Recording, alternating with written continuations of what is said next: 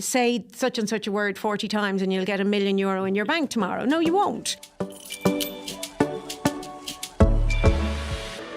Welcome to Real Health with me, Karl Henry. Folks, how do we get what we want out of life? How do we manifest what is on the inside into reality? In her new book, The Neuroscience of Manifesting, psychologist, neuroscientist and best-selling author Sabina Brennan demystifies this space with hard science. Sabina, welcome back to the show. How are you? Thanks for having me, Karl. I think this is your fourth time. Geez, you're part of the furniture now. Oh God, that's terrible, isn't it? I always enjoy coming back. It's always nice to come back, actually.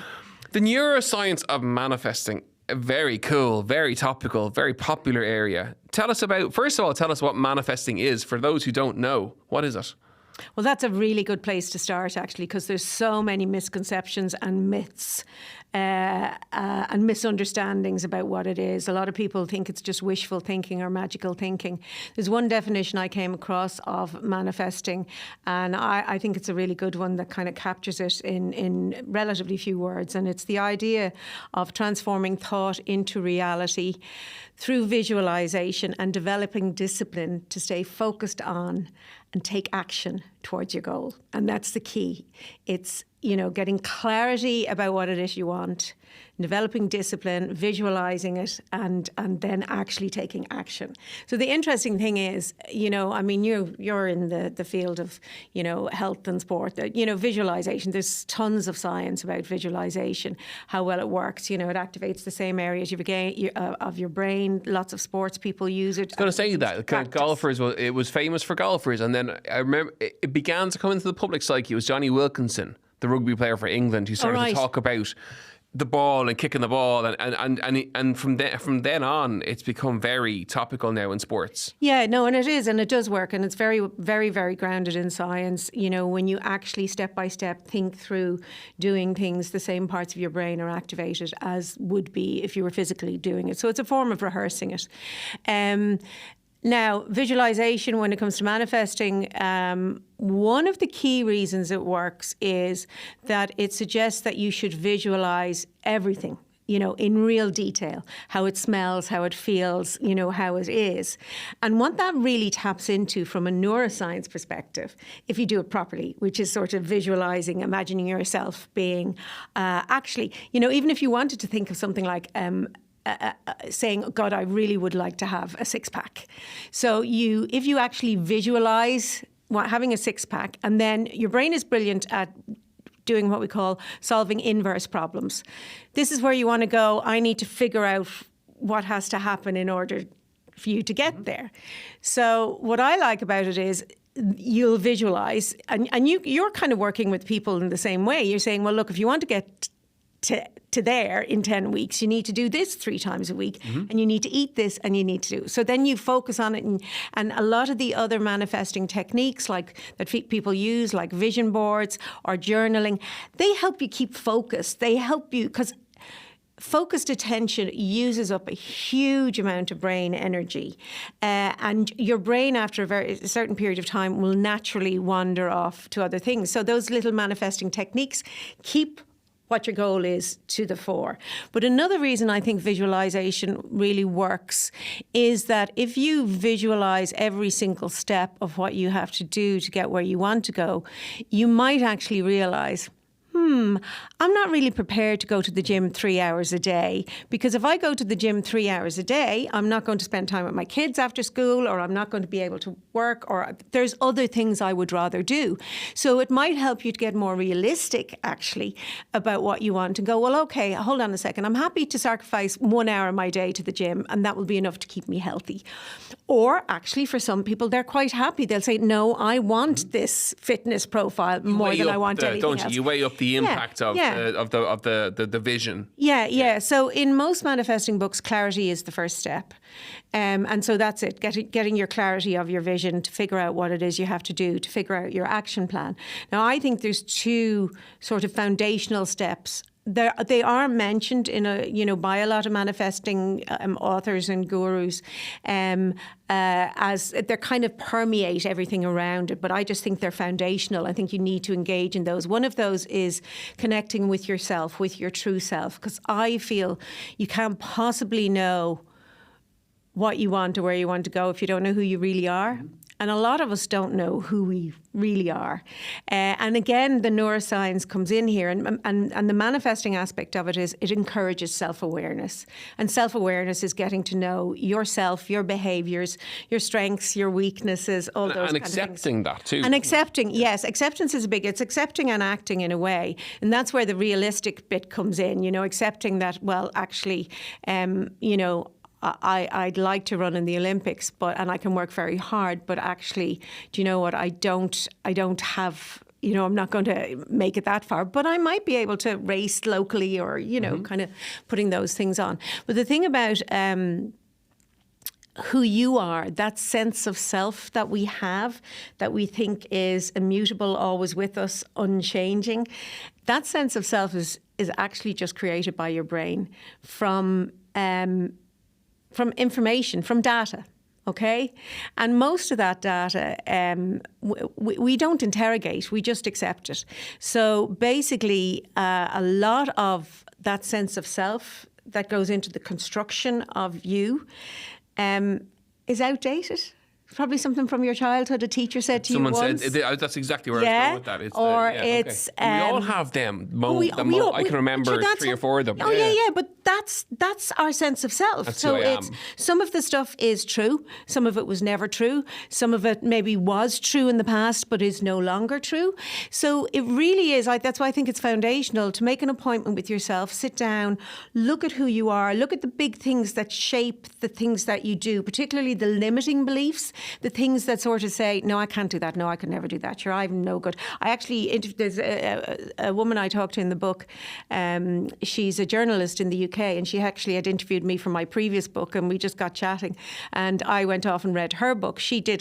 It's very interesting. I'm sure your listeners would like it. Here I am promoting someone else's book, but it's a really good book. It's called Help Me, and basically she was the queen of buying self-help books, and she would tell friends, "Oh, this book is brilliant, this book is..." And they say, hold on, if that's the best book on anxiety, how come you're still anxious? Oh, well, I actually haven't done what it says yet. Yeah, and that is a thing, though, isn't it? People buy books, and I'm sure they will buy your own, but they read them. And then they don't put them into action. So what she did was, and her book has helped me, she spent a month of 12 months in a row doing different self-help books. Now, she ended up very ill because she was really jumping all over the place with some serious stuff. As we note down the name of the book and try to book her for her next she is amazing. She really is. And she has a new book coming out about love as well, but she's amazing. But basically, I spoke to her and she had it in her head that she's always been bad at maths. She's really bad with money. She continued to be bad with money. And basically, she was helping her mum move house. And you know the way when you go in the attic and you find the school reports, and she was brilliant at maths. Oh, go on. She doesn't know where she got that she was bad at maths. But it influenced loads of things. And it's it's sitting down with yourself and being introspective, isn't it? It's looking back and really analysing, is this true or not true? And I do think, so that's kind of the psychology and the neuroscience, but the manifesting practices, if you get to the core of them, which is actually what I've done in the book, because there is woo around it. And I have a section in the introduction that's called Weeding Out the Woo. So basically what I did was I read manifesting books. I looked at, I literally... It can be a bit flowery. Immerse myself. It's called pseudoscience, it's called woo, it's called flowery, it's called unscientific, and some aspects of it are all of those, all of the above. So what I wanted to do, I kind of felt there is stuff in there that's really, really empowering. At the core, like some of the principles are the exact same principles that are used in cognitive behavioural therapy, CBT, which is as far from woo as you can get. And it's the very similar principles, and I sort of outlined a definition for you at the start. But the idea with CBT is that our thoughts are influenced by our perceptions, and it is about actually changing your thinking and bringing about behaviour change, which is very similar in a way to manifesting. So we're telling people to create visions to manifest those dreams of getting the car or the race or the dress Well, or whatever? I think that's what you see a lot about actually on the internet is manifesting material things. And everybody is free. I'm not a manifesting guru. I'm a neuroscientist and a scientist and a psychologist, and I'm interested in this because I'm interested in human behaviour.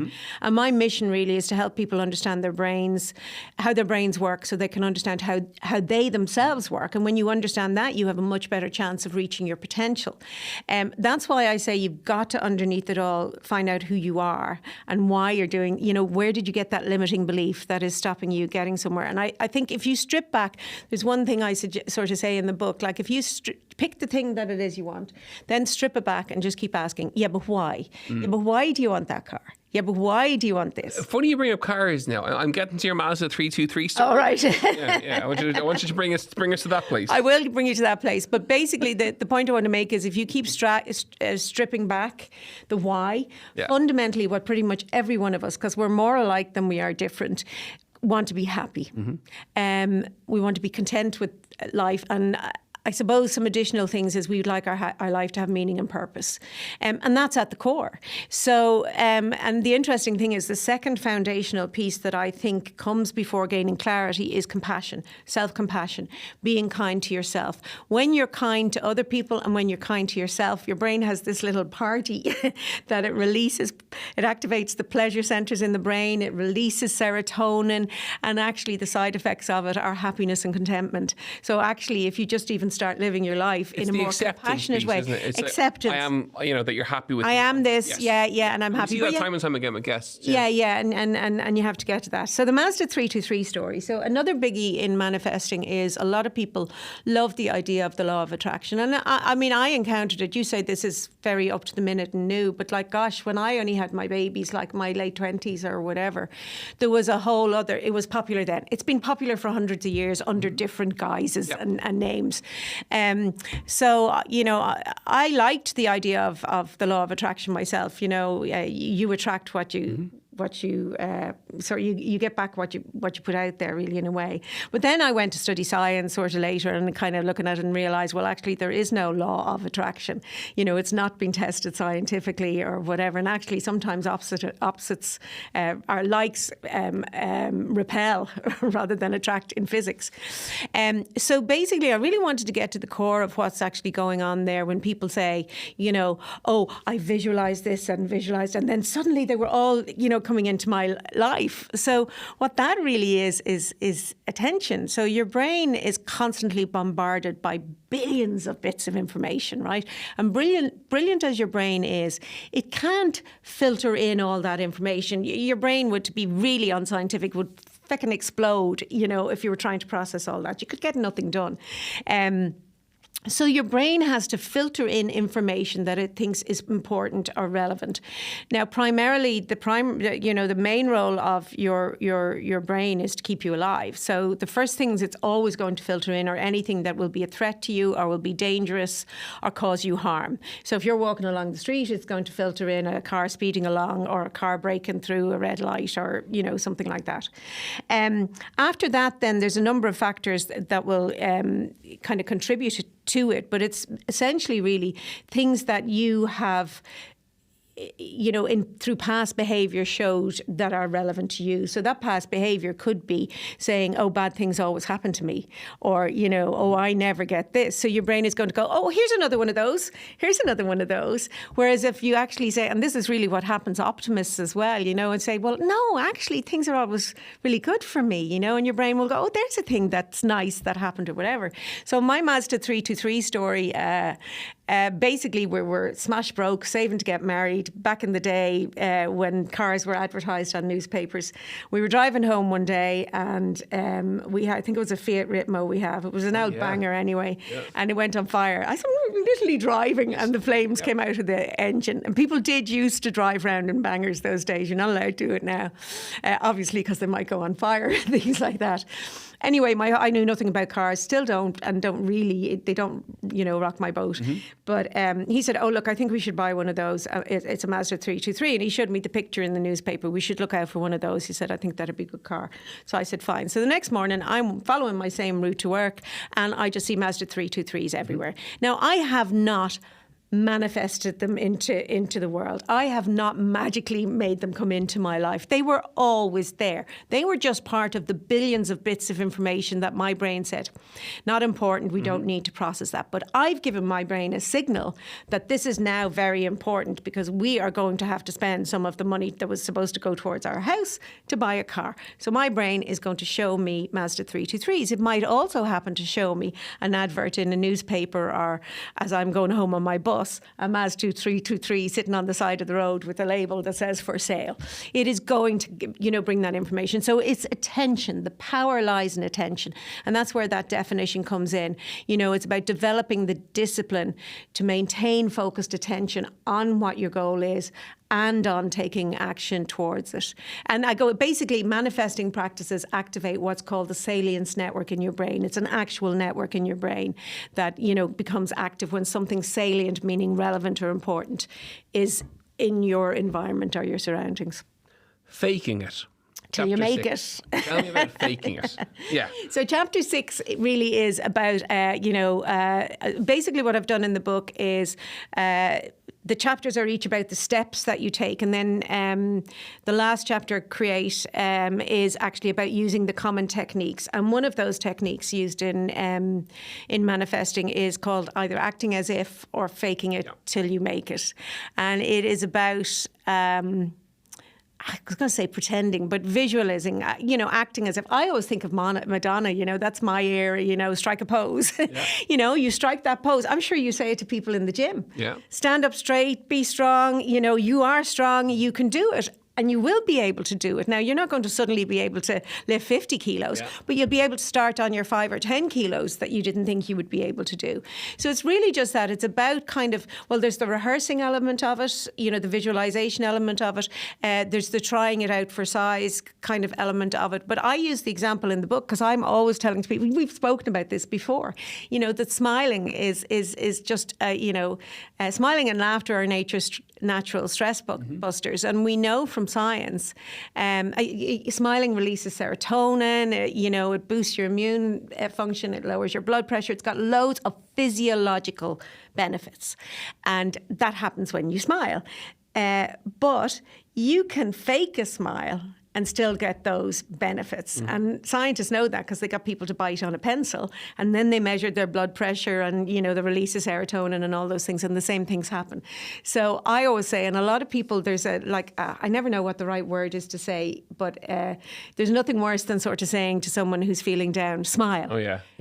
People feel that, but actually there's science behind it that actually the time when you feel least likely to want to smile or feel that you have nothing to smile about is the time that smiling would actually help you, because it might release those feel-good hormones that might help you to lift you enough maybe to get out of your bed this morning or to take one step on your walk. So smiling and laughter are those kind of things that you can almost fake it till you make it. But yeah, that's one of those things, in there. And there's a few others, the vision boards. I never used a vision board, but I would use... You see, there's one thing I think is kind of important to say is that, and I say it in the book, is that what people refer to as manifesting, I think more appropriately should be referred to as conscious manifesting. Because every single day of our lives, we are manifesting our future. Okay? If I want to have a shower... Okay, I say, I've been working in the garden, I feel grubby and grumpy, and I kind of go, oh, what a shower. And I'd be saying to whoever's working with me, oh, can't wait to get in and have a shower, right? So what do? My end goal is to have a shower.